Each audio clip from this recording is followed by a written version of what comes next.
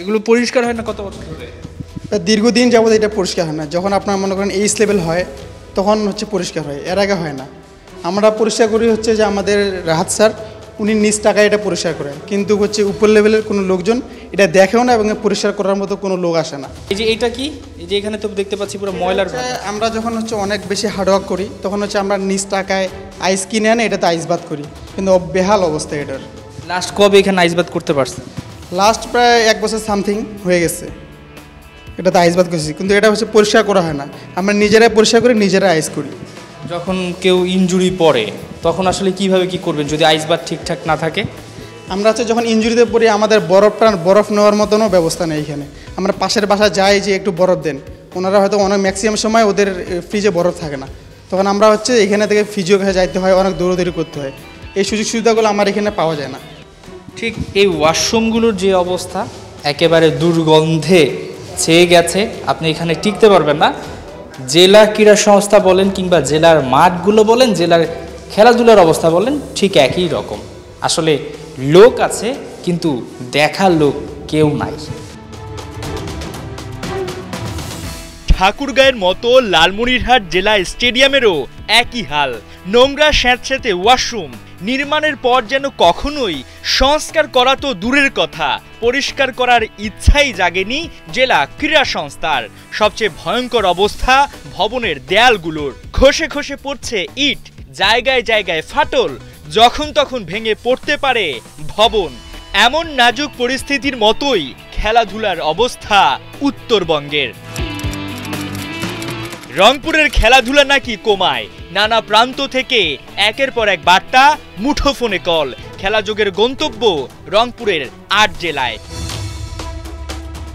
শুরুটা পঞ্চগড় দিয়ে, দুর্নীতি অব্যবস্থাপনা গিলে গিলে খাচ্ছে উত্তরের সর্বশেষ জেলাকে। দীর্ঘ 15-16 বছর দেখা নাই পেশাদার কোনো লিগের। পঞ্চগড়ের মতো একই দশা ঠাকুরগাঁয়ের। অবশ্য এখানে মন্দের ভালো, মাঠটা ঠিক আছে, তবে নেই পিচ ঢাকার কোনো কাভার। খেলোয়াড়দের পর্যাপ্ত সুযোগ সুবিধার অভাব। বছরে কেবল বিসিবির বয়স ভিত্তিক খেলাগুলো হলেও হয় না জেলা লিগ ঠিকঠাক। আমরা এখানে খেলা চালাই, প্লেয়ারদেরকে বাইরে বসে থাকতে হয়, ড্রেসিং রুমের প্রবলেম, বাথরুম এখানে সংখ্যা কম। আর এই বর্ষার সিজনে আমাদের রংপুর বিভাগে একটা ইনডোর নেই। আমাদের খেলোয়াড়রা বর্ষা সিজনে কোনো অ্যাক্টিভিটিস তেমন বেশি করতে পারে না। তো এটাই দাবি যে আমাদের একটা যদি ঠাকুরগাঁতে, দিনাজপুর, পঞ্চগড়, নীলফামারী যেখানেই হোক 2-3টা যদি আমাদের ইনডোর হয়, যেখানে ছেলেরা রেগুলার প্রতি সারা বছর প্র্যাকটিস করতে পারবে, এই জন্য খুব ভালো হয় আর কি। যখনই খেলা থাকে না, একটা বড় গ্যাপ থাকে, তখনই প্লেয়ারদের মধ্যে একটা অনীহা আসে যে আমি প্র্যাকটিস করব, কী লাভ হচ্ছে। দিনাজপুর নীলফামারীর মাঠগুলো যেন চেয়ে চেয়ে হয়রান। মাঠ থাকলেও নেই তার সঠিক ব্যবহার। জেলা পর্যায়ে কেবল দিবস ভিত্তিক টুর্নামেন্ট করেই দায়সারা সংশ্লিষ্টদের। সমস্যা আসলে আমাদের পৃষ্ঠপোষকতা, যারা এই আয়োজন কমিটি ছিলেন তারা আসলেই মানে ফুটবলটাকে ওইভাবে আর কি নেয় নাই। আমরা চাই যে ভবিষ্যতে যেন লিগটা কন্টিনিউ হয়, আমাদের বিভিন্ন স্পন্সরশিপ আমরা যদি পাই, সেই টুর্নামেন্টগুলো আয়োজন করে ক্রিকেটটাকে যদি আবার মাঠে আমরা ফিরে আনতে পারি, ইনশাল্লাহ আমরা আরও খেলোয়াড় তৈরি করি। এর আগে যে লিগটা হতো এটা আর কি মানসম্মত লিগ হয়নি। যখন ওই 8 ডিস্ট্রিক্ট কখনোই লিগ করতে পারতেছিল না, আমরা নীলফামারী কিন্তু লিগ করেছি, সেটা দায়সারা গোছের। ক্রিকেট এমন একটা গেম যেটার জন্য আসলে আলাদা অবকাঠামো দরকার, মাঠ দরকার, ভালো আউটফিল্ড, ভালো পিচ না হলে কিন্তু ক্রিকেট সম্ভব না। ক্রিকেটের জন্য আলাদা একটা অবকাঠামো, আলাদা মাঠ, আলাদা পিচ, এটা হবে। ফুটবলের জন্য আলাদা ব্যবস্থা থাকবে। তাহলে আমি মনে করি যে ভবিষ্যতে আমাদের খেলাধুলা অনেক দূর এগিয়ে যাবে। বর্তমান আধুনিক যুগে এইরকম একটা প্লেস বা এরকম মাঠ সংরক্ষণ করে যদি আমরা না রাখতে পারি, ভবিষ্যৎ প্রজন্মের জন্য আমরা কিছু রাখতে পারবো না। ক্রিকেটাররা কিন্তু নিয়মিত প্র্যাকটিস করতেছে, কিন্তু তাদের পারফরমেন্স শো করার কোনো জায়গা বা স্পেস পাচ্ছে না। সমস্যাটা হলো আমাদের এখানে প্লেয়ার আছে, মাঠ আছে, আসলে খেলানোর যে প্রক্রিয়াটা সেটা আসলে নাই। সদিচ্ছা যে আমাদের ম্যানেজমেন্ট তাদের নাই। যদি থাকতো তাহলে আমাদের এখানে আরও অনেক প্লেয়ার পাইতাম আমরা, যেমন রিশাদ বের হয়েছে, এরকম আরও অনেক প্লেয়ার বের হতো। লালমনিরহাট থেকে প্রতি বছরই মুশফিক হাসানের মতো মেধাবী ক্রিকেটাররা জাতীয় পর্যায়ে খেলছে, কিন্তু অন্যান্য জেলাগুলোর মতো এ জেলাতেও নিয়মিত নেই জেলা লিগের আয়োজন। ফার্স্ট ডিভিশন, সেকেন্ড ডিভিশন বা প্রিমিয়ার লিগ এইটাই মানে একদম নাই বললেই চলে, যার কারণে অনেক প্লেয়ার এজ লেভেল খেলে ছেড়ে দিচ্ছে খেলা। অনেক বছর থেকে টুর্নামেন্ট হয় না, ফার্স্ট ডিভিশন সেকেন্ড ডিভিশন এগুলো লিগ হয় না, ওই জন্য এই প্লেয়াররা এজ লেভেল শেষ করেই খেলা ছেড়ে দেয়। লালমনিরহাটে আমাদের খেলার খুব অভাব। আমাদের যেমন এস লেভেলে আমরা খেলতেছি, এখান থেকে নিয়মিত প্লেয়ার উঠতেছে, কিন্তু এস লেভেলের পরে যে খেলাগুলো এগুলো কোনো নাই লালমনিরহাটে। এজ লেভেলে আমাদের খেলাটা মানে প্লেয়াররা অনেক ভালো খেলে, খেলার পর আমাদের মানে মাঠ থাকা সত্ত্বেও আমার টুর্নামেন্ট হয় না, কোনো লিগ হয় না আমাদের এখানে, ফার্স্ট ডিভিশন সেকেন্ড ডিভিশন বা অন্য কোনো টুর্নামেন্ট হয় না। এই জন্য আমাদের অনেক খেলোয়াড়রা মানে এজ লেভেল শেষ হওয়ার পরেই অনেক খেলোয়াড় ঝরে যায় বা হারায় যায়।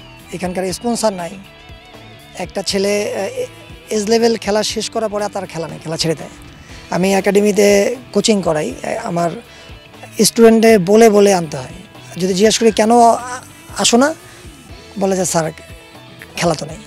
আগে কিন্তু বাবা মারা একটা স্বপ্ন দেখতো আমার ছেলে ভালো খেলবে, ন্যাশনাল টিমে যাবে, কিন্তু এখনও বাবা মারা খেলাই তো হয় না লালমনিরহাটে, তাহলে আমার বাচ্চাটা বৃথায়। মাঠ আছে, প্লেয়ার আছে, নেই কেবল সুযোগ সুবিধা, সুনজরের অভাব, যার কারণে অল্পতে ঝরে পড়ছে সম্ভাবনা। আর আমরা বারবার বলছি পাইপলাইনের কথা, খুঁজছি ভালো প্লেয়ার। সুযোগ সুবিধা যদি নাই দেওয়া হয় তাহলে কিভাবে সেই রুট লেভেল থেকে উঠে আসবে প্লেয়াররা? বছর বছর হারিকেন দিয়ে ভালো মানের ফুটবলার কিংবা ক্রিকেটার খোঁজে দেশের ক্রীড়াঙ্গন, কিন্তু যাচাই বাছাই করার প্রক্রিয়ায় যদি ঠিক না থাকে তবে কেমন করে বের হবে খেলোয়াড়? কুড়িগ্রামের সিনিয়র খেলোয়াড়দের প্রশ্ন তাই। সবচেয়ে কষ্টের বিষয় অ্যাজ এ ক্রিকেট প্লেয়ার, আমাদের এই কুড়িগ্রাম জেলায় আমরা লাস্ট কবে জেলা লিগ খেলেছি আমার মনে হয় যে আমি সহ আমার ছোটো ভাইরা মানে মনে করতে পারবে না। মানে খুবই দুঃখের বিষয়, এখানে জেলা লিগের কোনো ব্যবস্থাই নাই, বিগত কয়েক বছর কোনো লিগ হয়নি।